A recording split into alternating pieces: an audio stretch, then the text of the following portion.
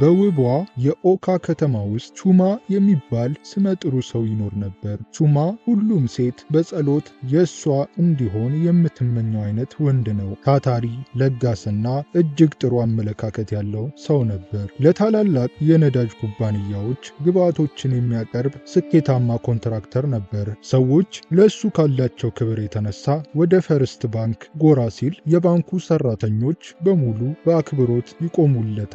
በእነዚያ ጊዜያቶች ቹማን ያየ ሰው ገንዘብና ቹማ የሥጋ ዘመድ ናቸው ሳይል አያልፍም። መኪኖቹ ዘመናዊ፣ ልብሶቹ የቅንጦት፣ ፈገግታው ደግሞ የብዙ እንስቶችን ልብ የሚያቀልጥ ነበር። ነገር ግን ከሀብት በላይ ቹማን ልዩ የሚያደርገው ቅን ልቡ ነበር። ለማያውቃቸው ሰዎች የሆስፒታል ክፍያ ይከፍላል። የድሆችን ልጆች በትምህርት ይረዳል። ለተቸገረ ሁሉ ደራሽ ነበር። በአንድ ፀሐያማ ቀን ቹማ በመንገድ ዳር የተቆላ በቆሎ ለመግዛት ቆመ። እዚያም በቆሎ እየቆላች የምታለቅስ አዙካ የምትባል ወጣት አገኘ። ልብሷ የጠቆረ፣ አማዋ ያረጀ፣ አይኖቿ ደግሞ ድህነት ብቻ ሊያመጣው የሚችለውን ጥልቅ ሐዘን የተሸከሙ ነበሩ። ቹማ በደግነት ቀርቦ የሐዘኗን ምክንያት ጠየቃት። አዙካም የትምህርት ቤት ክፍያ መክፈል ባለመቻሏ ከትምህርት ገበታዋ መፈናቀሏን ነገረችው። ቹማ ምንም ሳያቅማማ በዚያው ዕለት ክፍያውን ፈጸመላትና ወደ ትምህርቷ እንድትመለስ አደረገ። ከዚያን ቀን ጀምሮ የአዙካ ሕይወት ተቀየረ። ቹማ ክፍያዋን በመክፈል ብቻ አላበቃም። መጻሕፍት፣ ልብስ፣ እንዲያውም እርዳታ ስትፈልግ የምትደውልበት ስልክ ገዛላት። በደግነት የጀመረው ግንኙነት ቀስ በቀስ ወደ ወዳጅነት ከዚያም ወደ ፍቅር አደገ። አዙካ ትምህርቷን ስታጠናቅቅ ቹማ መላውን የኦካ ከተማን ጉድ ባሰኘ ደማቅ ሰርግ አገባት። የክልሉ ገዢ ሚስት እንኳን በሰርጉ ላይ ተገኝተው ነበር። ቹማ አዙካን ከመጠን በላይ ያከብራትና ይንከባከባት ነበር። ለተወሰነ ጊዜ ትዳራቸው በምድር ላይ ያለ ገነት መሰለ። ቹማ የወርቅ ጌጣጌጥ የሚሸጥ ትልቅ ሱቅ ከፈተላት። አዙካ የቅንጦት ኑሮን፣ ውድ ውድ ቦርሳዎችንና በዙሪያዋ የሚብረከረኩ አገልጋዮችን አገኘች። ባሏ ለእሷ የሰማይ መልአክ እንደሆነ ለጓደኞቿ ትነግር ነበር። ነገር ግን በአንድ መጥፎ ቀን ሁሉም ነገር የተገላቢጦሽ ሆነ። አዙካ በጌጣጌጥ ሱቅ ውስጥ ስራ ላይ ያለች ስልኳ ተደወለ። እመቤት፣ ባልሽ አደጋ ደርሶበት ወደ ቅዱስ ዮሴፍ ሆስፒታል ተወስዷል በሚል በሚርገበገብ ድምፅ ሰማች። ልቧ ከሰውነቷ ተለይቶ ሊወጣ ምንም አልቀረውም። እየሮጠች ሆስፒታል ስትደርስ ቹማን በፋሻ ተጠቅልሎ ፊቱ ነጥቶ እና እግሮቹ ተጣጥፈው ራሱን ስቶ አገኘችው። ለሳምንት ያህል አዙካ ከጎኑ አልተለየችም። ስታለቅስና ስትጸልይ ቆየች። በመጨረሻም ቹማ አይኑን ገለጠ። ነገር ግን ደስታዋ ወደ መራር ሐዘን ተቀየረ። ሐኪሙ ቹማ የአይን እይታውንና የእግሮቹን እንቅስቃሴ ለዘላለም ማጣቱን ነገራቸው። ያ ጠንካራና ተደማጭ ሰው አሁን በዊልቸር ላይ የተወሰነ የማይታይ ምስኪን ሆነ። ሳምንታት እያለፉ ሲሄዱ የአዙካ እንባ ወደ ብስጭት ተቀየረ። የቹማ ንግድ በመሪ እጥረት መፈራረስ ጀመረ። ደንበኞቹ ጠፉ፣ ኮንትራቶቹም ተቋረጡ። በአንድ ወቅት ዓለም በእግሩ ስር የነበረው ሰው አሁን ለሰራተኞቹ እንኳን ደሞዝ መክፈል አቃተው። በሌላ በኩል ደግሞ የአዙካ የወርቅ ንግድ ከመቼውም ጊዜ በላይ አደገ። ሚሊዮኖችን ማግኘት ጀመረች። ነገር ግን ገንዘቡን ተከትሎ እንግዳ ባህሪ መጣ። ፍቅርን ቀስ በቀስ የሚገድል መርዛማ ባህሪ። አዙካ ሙሉ በሙሉ ተቀየረች። መጀመሪያ ላይ ልትረዳው ብትሞክርም ትዕግስቷ በፍጥነት አለቀ። ቹማን እንደ ትልቅ ሸክም ማየት ጀመረች። ከጉድጓድ ያወጣትን ሰው በገዛ ቤቱ እንደ ውሻ ታስተናግደው ጀመር። ስሟን ሁልጊዜ ከጠራ ለምን ትጨቀጭቀኛለህ አንተ የማትጠቅም ሰው እያለች ትጮህበት ነበር። ምግብ ሲጠይቅ እጅ የለህም እኔ ካንተ እኩል ነኝ ለምን ሰላም ትነሳኛለህ ትለው ነበር። አዙካ የሰርግ ቀለበቷን አወለቀች። እስከ ሌሊት ድረስ በጭፈራ ቤቶች ስትዞር ታድርና ሰክራ ትመለሳለች። ቹማ የት ነበርሽ ብሎ ከጠየቃት ከመቼ ጀምሮ ነው የኔ ዘበኛ የሆንከው? አንተ አይነ ስውር ሆነ እኔን ልትቆጣጠር ትፈልጋለህ ትለው ነበር።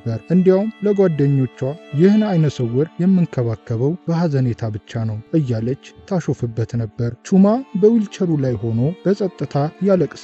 አምላኩን የት ላይ ነው የተሳሳትኩት ብሎ ይጠይቃል። አዙካ ቹማን ለመንከባከብ አንዲት ሰራተኛ ቀጠረችና እሷ ግን የራሷን የቅንጦት ሕይወት ቀጠለች። ቹማ ስለ ፍቅራቸው ሲጠይቃት ያኔ ያገባሁት ሰው ብትሆን ኖሮ አከብረ ነበር፣ አሁን ግን በእኔ ምግብ የምትኖር ሸክም ነህ ስትል መለሰችለት። እንዲያውም የምታግዘውን ሰራተኛ አባረረችና ቹማ እየተንፏቀቀ እንዲንቀሳቀስ አደረገች። አንድ ምሽት አዙካ አይኬ ከሚባል ሀብታም ሰው ጋር ተገናኘች። አይኬ እጅግ ባለጸጋና በንግግር የሚያታልል ሰው ነበር። አዙካን በስጦታና በጉዞ አጥለቀለቃት። አዙካ በስግብግብነት ተውጣ በሱ ፍቅር ወደቀች። ከባሏ ተደብቃ ከሱ ጋር ማደር፣ መዝናናት ጀመረች። አንድ ቀን ጠዋት ቹማ የልብስ ሳጥኖቹ ሲጎተቱ ሰማ። አዙካ ምን እያደረግሽ ነው ብሎ ጠየቀ። አዙካም በንቀት እየሄድኩ ነው ቹማ፣ ከዚህ በኋላ ከአንተ ጋር መኖር አልችልም። በሐዘን ተከብቤ ዕድሜን ማባከን አልፈልግም አለችው። ቹማ እየተንቀጠቀጠ ትተሽኝ እንድትሄጂ ነው ሲላት ድለኛ ሁን እንጂ እኔን አትውቀሰኝ ብላ ጥላው ሄደች። ጎረቤታቸው ኤፊ አዙካ ስትወጣ አገኘቻትና ምን እያደረግሽ ነው? ይህ ሰውዬ እኮ ነው ካለሽበት አንስቶ ሰው ያደረገሽ አለቻት። አዙካ ግን የራስሽ ጉዳይ ብላ በመኪና ውስጥ ገብታ ሄደች። ኤፊ ወደ ቤት ስትገባ ቹማ መሬት ላይ ወድቆ የአዙካን መሐረብ ይዞ ሲያለቅስ አየች። ኤፊ በሐዘኔታ አነሳችውና ከዚያን ቀን ጀምሮ ኤፊ ቹማን መንከባከብ፣ ምግቡን ማብሰልና ንግዱን ማስተዳደር ጀመረች። በኤፊ ታማኝነት የቹማ ንግድ እንደገና ማንሰራራት ጀመረ። በሌላ በኩል አዙካ ከአይኬ ጋር በዱባይ በፓሪስና በለንደን እየተዝናናች ነበር። ነገር ግን በአንድ ድግስ ላይ አይኬና ጓደኞቹ ሰክረው ሳለ አዙካ አንድ አስደንጋጭ እውነት ሰማች። የአይኬ ጓደኛ እንኳን ደስ አለ አይኬ፣ ያን ማየት የተሳነውን ሰው ሚስት ቀምተ ባሪያ እንደምታደርጋት የተወራረድነውን ውርርድ አሸነፍ ብሎ ሲስቅ ሰማች። አዙካ ደነገጠች። ውርርድ ብላ ስትጠይቅ አይኬ በንቀት እንዲህ አላት፣ አዎ አዙካ፣ አንቺ በጣም የቀለልሽ ሰው ነሽ። ገንዘብ ላሳየሽ ሁሉ ባሏን የምትከዳ ሴት እንደምትሆኚ አውቅ ነበር። አሁን ግን ጨዋታው አብቅቷል። አዙካ ሰማይ የተደፋባት ያህል ተሰማት። ብዙ ሳይቆይ ፖሊሶች መጡ። አይኬ ወንጀለኛ እንደነበር፣ የአዙካም የወርቅ ሱቅ ለዚህ ወንጀል መሸፈኛ እንደዋለ ተረጋገጠ። አዙካ በቁጥጥር ስር ዋለች። ሀብቷ ሁሉ ተወረሰ። አይኬ ደግሞ ጠፋ።